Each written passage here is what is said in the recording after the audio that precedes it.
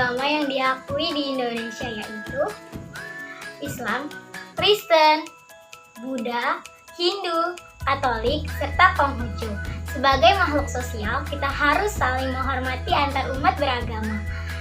Dengan saling berteman walaupun berbeda agama, serta bertoleransi antar umat beragama dapat menciptakan lingkungan yang damai.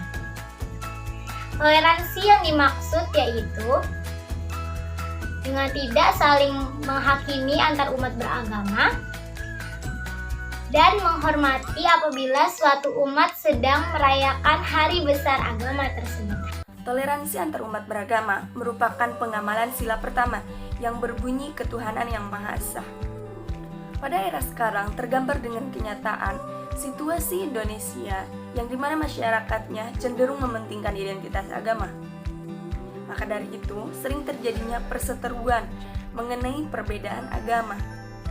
Upaya untuk menciptakan kerukunan antar umat beragama, yaitu dengan menghargai pemeluk agama lain, tidak mengukur segala aktivitas dengan identitas agama, dan yang terakhir bertukar hal positif, yang dimana dimaksudkan dapat saling mengunjungi antar pemeluk agama dan dapat saling bertukar cerita yang mengandung nilai positif dan dapat menjadi pembelajaran untuk kehidupan. Nah, kita juga harus mengetahui, harus paham mengenai toleransi. Toleransi harus didukung dengan cakrawala pengetahuan yang luas dan bersikap terbuka. Menurut saya, hal yang paling penting atau paling perlu kita perhatikan adalah pengimplementasian dari sikap saling menghargai dan menghormati antar umat beragama. Karena walaupun kita sudah hidup di era modern seperti sekarang, yang dimana sudah banyak orang yang mempromosikan mengenai nilai toleransi dan sikap saling menghargai, namun tidak bisa dipungkiri masih banyak orang yang belum bisa mengimplementasikannya. Nah, seperti kita tahu bahwa Indonesia ini memiliki keberagaman budaya yang melimpah, baik di bidang suku, ras maupun agama. Namun Indonesia ini bukan negara keagamaan yang dimana nilai universalitas keagamaan di Indonesia adalah Pancasila. Menurut saya dapat dimulai dari dalam diri kita sendiri, yaitu dengan cara menghargai dan tidak menjudge apapun itu pilihan mereka. Karena apapun itu pilihan mereka, kita tidak berhak untuk saling mencela, bahkan saling menjatuhkan satu sama lain hanya karena perbedaan keyakinan. Dan terlepas dari itu semua, agama merupakan pilihan hidup masing-masing yang harus dihargai. Dan kita adalah makhluk sosial yang hidup berdampingan dengan orang lain. Dan bila ada yang berbeda keyakinan dengan kita, alangkah baiknya apabila kita dapat saling bertoleransi antar sesama.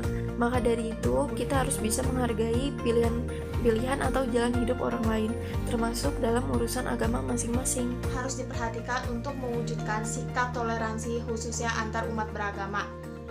Di mana sikap toleransi sendiri merupakan sikap atau perilaku manusia yang saling menghormati dan menghargai baik individu maupun kelompok tanpa memandang ras, suku, budaya, agama, bahasa, dan lainnya.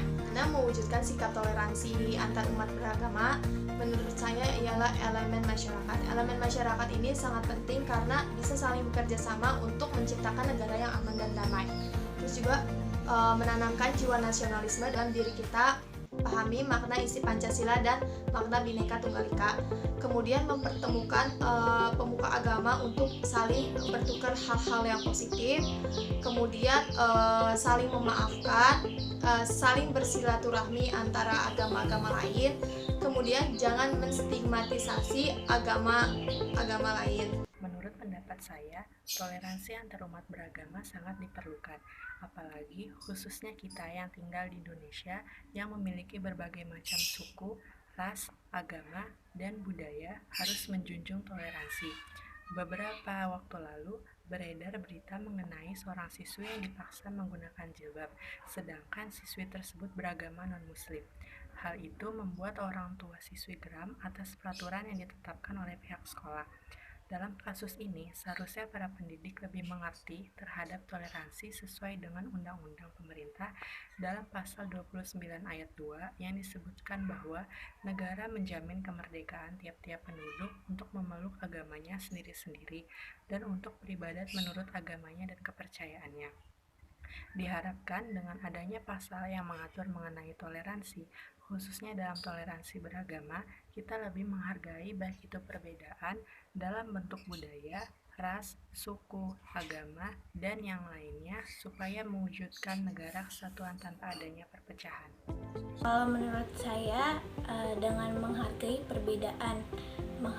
perbedaan agama orang lain, karena setiap manusia mempunyai agama yang berbeda-beda.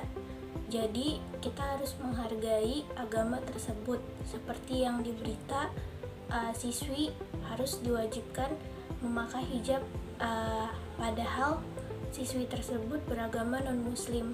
Tindakan tersebut tidak menghargai agama orang lain, kemudian tidak memaksakan kehendak, menerima perbedaan, dan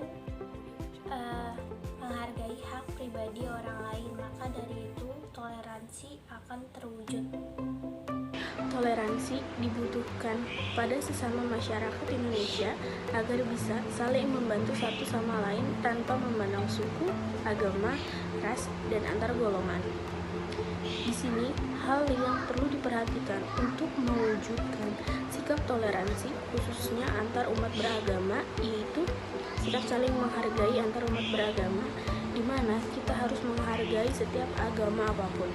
Yang kedua, tidak menjelekkan sebuah agama, dan yang terakhir, tidak melarang mereka untuk beribadah, di mana kita harus menghormati setiap agama untuk beribadah sesuai dengan kepercayaannya.